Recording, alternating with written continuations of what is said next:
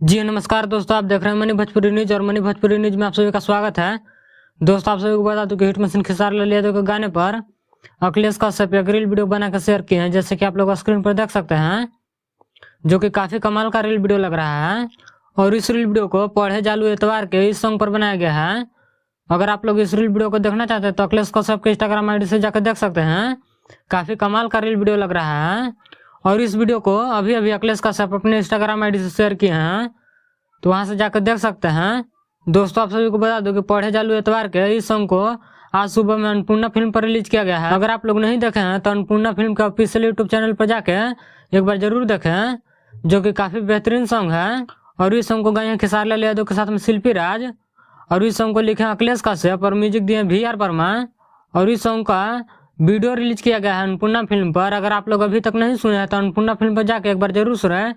काफी बेहतरीन वीडियो है, काफी बेहतरीन सॉन्ग के साथ। तो इस वीडियो में इतना ही। इस वीडियो के बारे में क्या कहना चाहते हैं कमेंट करके जरूर बताएं। और मेरे चैनल पर नया है तो चैनल को सब्सक्राइब कर लें, ताकि ऐसे ही हिट मशीन खेसारी लाल यादव से जुड़ी सारी छोटी बड़ी खबरें आपको सबसे पहले देखने के लिए मिले। तो मिलते हैं अगले वीडियो में, तब तक के लिए जय हिंद।